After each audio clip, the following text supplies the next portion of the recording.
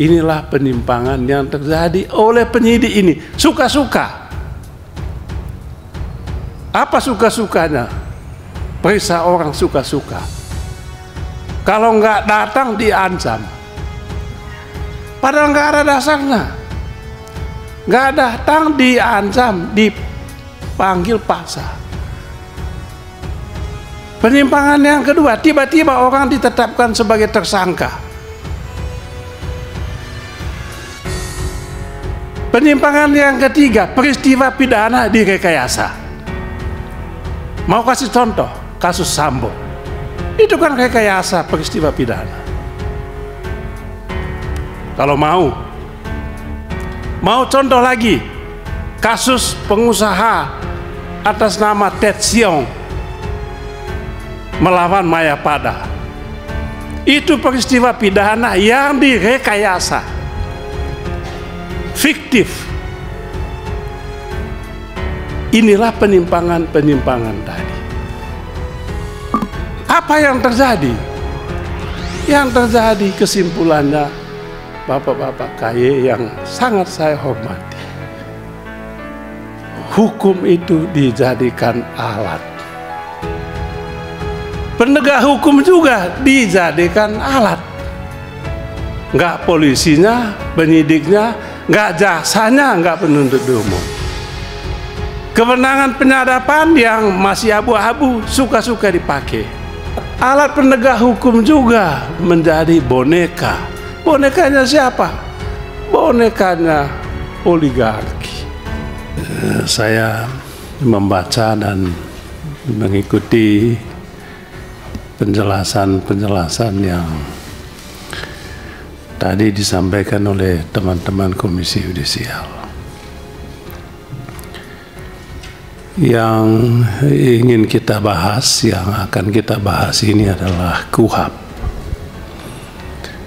Kitab Undang-Undang Hukum Acara Pidana.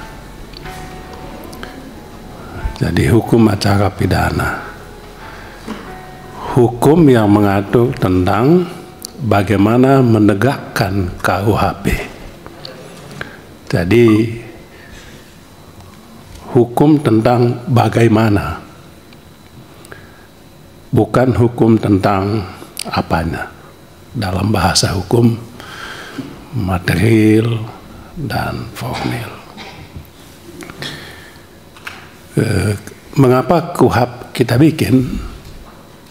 Mau kita ubah tahun 81 tadi Jenderal sampaikan, karena memang undang-undang ini sudah saatnya kita perbaiki, kita revisi. Mengapa? Sebab banyak penyimpangan. Yang kedua, kebutuhan ini karena penyesuaian terhadap hukum material KUHP yang kalau saya tidak salah Pak Ketua akan mulai berlaku awal tahun depan, awal tahun 2026. Oleh sebab itu KUHP harus kita revisi. Saya mau menyoroti yang pertama tadi, revisi KUHP untuk memperbaiki penyimpangan. Siapa yang melakukan penyimpangan? Dan siapa yang menjadi korban akibat penyimpangan yang dilakukan? Siapa yang melakukan penyimpangan jelas kalau dalam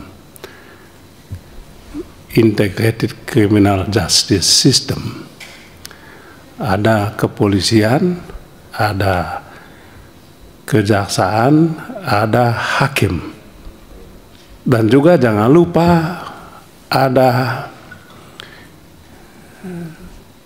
lapas, ya, eksekusinya lah, ya, itu dalam sistem Integrated Criminal Justice System tadi. Apa yang berkaitan dengan kepolisian? Terus terang, kewenangan penyidikan secara umum itu kan ada di kepolisian. Penyidik kepolisian, untuk kasus-kasus lain juga ada penyidik KPK, ada penyidik PPNS, kemudian juga ada penyidik kejaksaan. Yang kemudian tahapan selanjutnya penuntutan ada di kejaksaan dan ada di KPK. Nah, ini kan sistem kita, sistem bifurkasi. Sistem kita tidak menganut sistem tunggal, tapi sistem bifurkasi. Artinya penyidikan itu ada di beberapa institusi. Lalu mengapa kita mengawasi? Mengapa kita memperbaiki? Penyimpangan yang dilakukan selama ini adalah pada tahap penyelidikan dan penyidikan ini. Terutama tindak pidana umum non korupsi yang bukan menjadi kewenangan kejaksaan dan KPK. Nah, apa kewenangannya? Kepolisian, kewenangan memanggil, kewenangan memanggil calon tersangka, memeriksa kasus, memeriksa perkara, apakah sebuah perkara punya kandungan peristiwa pidana atau bukan. Kalau sudah diketahui, ditentukan ada peristiwa pidana, lalu ditentukan siapa tersangkanya, siapa yang diduga. Jadi memanggil orang. Kewenangan kedua, memeriksa. Memeriksa kasus, memeriksa orang tadi. Ketiga, menggeledah, melakukan penyitaan, kewenangannya. Gak bisa suka-suka menggeledah, gak bisa suka-suka menyita. Kewenangan yang keempat, menetapkan orang sebagai tersangka. Gak bisa suka-suka, ada prosesnya. Periksa dulu. Dalam KUHP itu ada bukti permulaan yang cukup dulu, barulah orang itu dipanggil untuk diperiksa, untuk diselidiki dulu, lalu disidik, penyelidikan dan penyidikan. Jadi tahap penyelidikan, tahap untuk menentukan ada tidak peristiwa pidana. Setelah itu baru masuk ke penyidikan untuk menentukan apakah ada tersangka atau tidak. Kan gitu kita, Pak. Setelah menetapkan orang tersangka, lalu ditahan. Tahan juga ada syaratnya. Tidak bisa suka-suka menahan orang. Tidak bisa. Kalau sudah tidak memenuhi syarat, tidak ada, sudah ditetapkan sebagai tersangka, salah, atau orangnya meninggal dunia, kadaluarsa, tidak ada dasar hukumnya, maka diberhentikanlah penyelidikan dan penyidikan itu. Itulah aturan kita. Tapi mohon maaf, Bapak-bapak KY,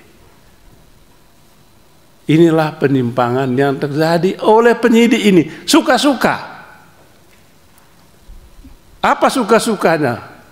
Periksa orang suka-suka. Kalau nggak datang diancam. Padahal nggak ada dasarnya. Nggak datang diancam, dipanggil paksa.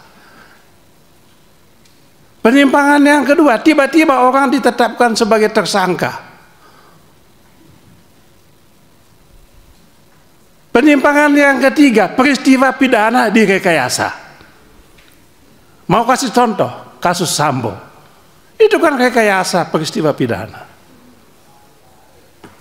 Kalau mau contoh lagi, kasus pengusaha atas nama Ted Siong melawan Mayapada. Itu peristiwa pidana yang direkayasa, fiktif. Inilah penyimpangan-penyimpangan tadi. Apa yang terjadi? Yang terjadi kesimpulannya, Bapak-bapak KY yang sangat saya hormati, hukum itu dijadikan alat. Penegak hukum juga dijadikan alat. Enggak polisinya, penyidiknya, enggak jaksanya, enggak penuntut umum. Kewenangan penyadapan yang masih abu-abu suka-suka dipakai. Sekarang Bapak KY enggak jelas yang punya kewenangan menyadap ini siapa. Aku kalau punya duit juga aku bisa beli alatnya. Aku bisa nyadap. KPK bisa nyadap, polisi bisa nyadap, jaksa bisa nyadap, BIN bisa nyadap, siapa lagi yang bisa nyadap? Suka-suka kita. Nah,